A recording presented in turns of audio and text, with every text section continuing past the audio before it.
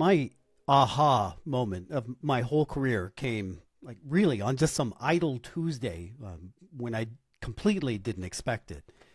It was something that came out of the blue, and when it happened, I made a mental footnote about it. I thought, oh, that's interesting, just kind of filed it away. But it really didn't stand out to me as a big deal.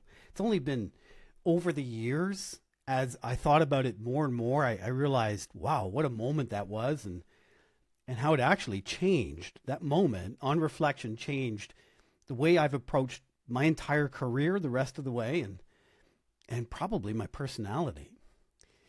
I started as a broadcast journalist. I started in radio, moved into TV because radio doesn't pay, and spent 15 years in broadcast journalism. So that's where I learned how to broadcast, learned how to speak, and just reached that point that a lot of journalists reach in their life where they cross over. It's called crossing over to the dark side. I joined corporate communications, and in my case, I joined a big electricity utility company. And it was because they knew that they were facing a situation for the next year or so where, as deregulation of electricity was taking place in that jurisdiction, they knew there were going to be a lot of media stories. They knew that there would be some negativity to them. They needed a media person to handle that. That was the PR MO at the time, that you hired a PR person to do those interviews. So that's kind of how I started. And my job was, it started with me doing these interviews just by phone mainly, or the ones that were in the main city, I'd do them there in the city. But our jurisdiction was actually about 2 million people across a jurisdiction roughly the size of Texas. So a lot of geography. And it morphed into, I would travel from community to community meeting with the newspaper editors and publishers.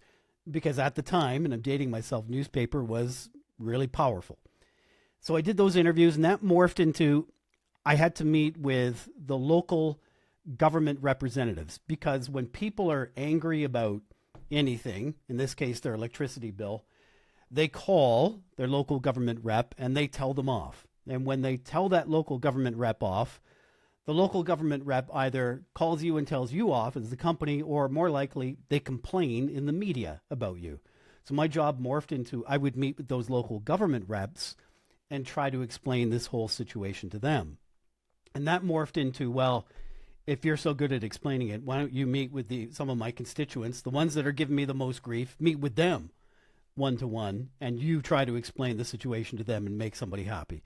So that was my job for 2 years, was just traveling around that big area, meeting one-to-one with people, doing media interviews, meeting with government representatives, and talking about what the situation was with the electricity industry, and why bills were somewhat higher. And the aha moment came. I was meeting with a lady. She must have been in her 70s. She was a pensioner, and her bills were higher. And the more I looked at her bill, there was nothing wrong with the bill. She was using more electricity. I think one of her grown children had moved back home and had started a welding operation, but I was never really able to drill down to that. But she had question after question. She was nice, but she was on a pension, so she was upset. And she had question after question. And in this particular meeting, for some reason, at the end of the meeting, I thought, wow, inside, I thought, I did a really good job there. I stuck to all my key messages. I really felt the answers, the way I rolled them out, they were thoughtful. They had lots of great information in them. I felt like a champ at the end of that meeting. And she got up to leave. And the next person who was coming in, I could overhear them. They were around the corner. I couldn't see them, but I could hear them. He said to her, "How did it go?" And she said, "That guy's got answers for everything." I was so deflated when I heard her say that. Nice lady, but I mean, facts were facts. What I thought was a very successful meeting, I had lost. I'd lost it badly. And I filed that away as a mental note. But the more I thought about that, and as the years progressed, and my career has always been spent in professional communications, I've always loved dissecting how human beings interact and communicate with one another. What I began to realize piece by piece was what I lost in that discussion was the narrative. I had the answers. I answered well. I answered technically well. I think I was empathetic in the way I provided those answers, but I lost the narrative. When she was asked, what did he say? Or in this case, how did it go? The one sentence response was negative. That guy's got answers for everything. And I thought about that and thought about it. And as I progressed in my career, I came to realize that I missed a giant opportunity there by missing the narrative, which is really the key piece. Any presentation you ever give, any podcast interview you ever do, any media interview you ever do, any discussion you actually ever have with anyone, there is an opportunity to place a narrative. Now, in most day-to-day discussions, I don't even want to place a narrative. I just really want to ask someone how they're doing. And the narrative, I suppose, is I'm your friend, I'm a colleague, and want to get along with you. That's the narrative. But in a business transaction, like a podcast interview, like a media interview or a presentation like this, there is a necessity to introduce a narrative. What is it you want people to say? That one line, that one sentence, what is it you want them to say at the end of your discussion or presentation? There's an opportunity. And to make the most of that opportunity, you definitely need to prepare. You can't just go in and wing it. And I love people that, whether it's a podcast interview or any kind of interview, you hear some people say, it's about me, so I'm just going to be me. I'm just going to be myself. I don't have to remember what I said. That's a huge missed opportunity there. I'm sure you are wonderful and you're terrific and you can talk. You can fly by the seat of your pants. But you've missed an opportunity to place a lasting narrative to do this. And the tool that I want to introduce to you for this, for podcast interviews and how to be a great guest, is a message map.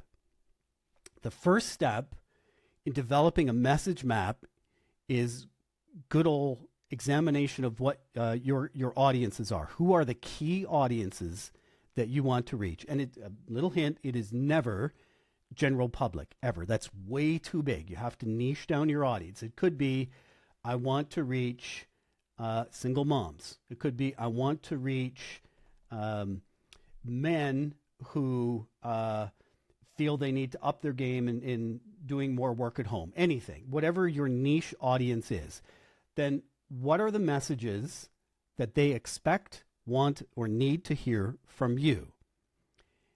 Then what are your goals or the messages that you want to get to them? Hopefully they're the same thing, but they may not be.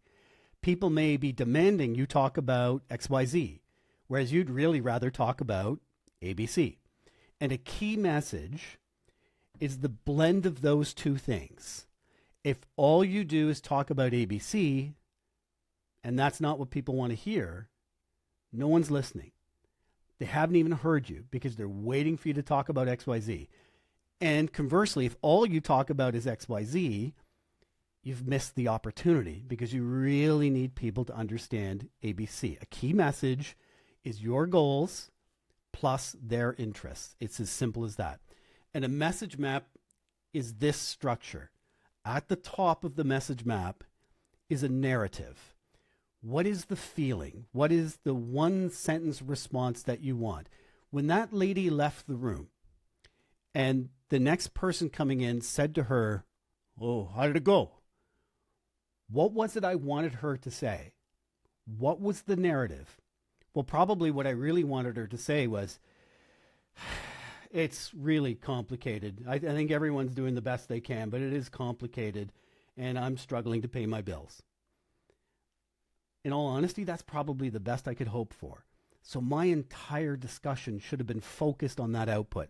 So outline what the narrative it is that you want, and it's almost always emotionally based. Then underneath that are three key messages. Sentence 1, sentence 2, sentence 3. Each of these three supports the narrative. And if you find you have a key message, you'd really want to talk about this, but there's no way to fit that in to support the narrative. You either change your narrative or you don't use that key message. It's as simple as that to stay on track. So outline what your three key messages are. And one of mine in that case could have been how incredibly complicated electricity bills always have been and with a restructured or deregulated system have now become, because they were. There's so many different numbers, so many different charges. Underneath each key message are supporting facts. And this is where if you've got statistics or clever sound bites or clever quotes, famous quotes, anything like that, use those underneath to support each key message. So the structure you've got is kind of like a pyramid. At the very pointy top end, the most important part is the narrative. Then just beneath that, the second tier is 3 key messages, and they all support the very top. Then underneath each of those is 3 key messages. To do this properly, it's easy to throw ideas into a message map, and you have several sentences. I've worked with clients, and we always start with 2 or 3 sentences in the narrative. It's incredibly hard to come down to a precious few words that you want in your narrative, but you can work for days, weeks to get to that point, but crunch it down so that each of these is really only a few words, and it takes a lot of time. If it comes to you quickly, odds are you've either spent a lot of time on it already or you haven't done it quite right. Using the message map is a way to help you prepare for a podcast interview or any media interview. And at the same time, it gives you that flexibility to just be you, because I don't want you to craft exact sentences. I'm not a lawyer. Lawyers like exact, use this word sentences. I'm not like that. I'd rather have ideas or zones that we can talk about. And I think acknowledging how incredibly complicated electricity bills are is one of the key zones that I had to touch on. And if there has to be fault, to place the fault at the hands of the industry, the electricity industry. It's up to the industry to make it simple or less difficult for people to understand. So a message map provides you that happy medium. It's got the planning, so you make the most of the opportunity, and it's got the flexibility for you to just be the youiest you that you can be within that interview and stick to that message map. And it's not just, again, what you want to get out there. It is the marriage of what does your audience, and sometimes that's via the interviewer, what does the interviewer want from you? Combined with what is it you want to get out there. It has to be a blend of the two. A podcast interview in 2024 is an amazing opportunity. Even the smaller podcasts, if they fit your niche, this is one of the main strategies, especially if you have your own podcast you're looking to grow.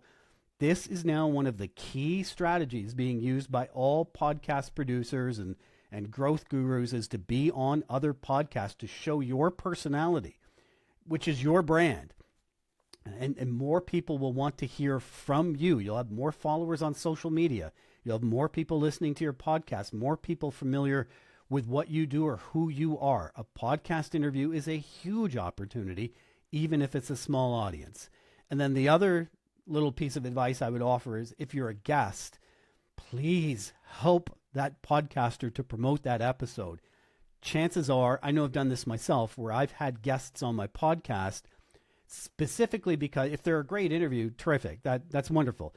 But if they help me promote the episode, they're using their social media channels, they include us in the newsletter. I just had a guest on my podcast who, before the release date, wanted to start pumping out material promoting that they're a guest on the podcast. I sent them all the material that I created. The more you promote, the more podcasters are going to want you to be on their podcast. I know I've seen people promoting that they were on the such and such podcast, and if that podcast is somehow not in competition, but is related to my audience, chances are I'll reach out to that guest and say, hey, I'd love to have you on mine. So those are the 3 key pieces for me. You have to prepare, and proper preparation. One tool is a message map, is understanding what the interviewer wants from you combined with what you want to get out there. Number 2 is to understand the opportunity that's in front of you with a podcast interview. And if it's not in your nature, just practice. Anyone can do it. Anyone. It is not a born skill. It's a learned skill. And lastly, to promote the podcast at the same time.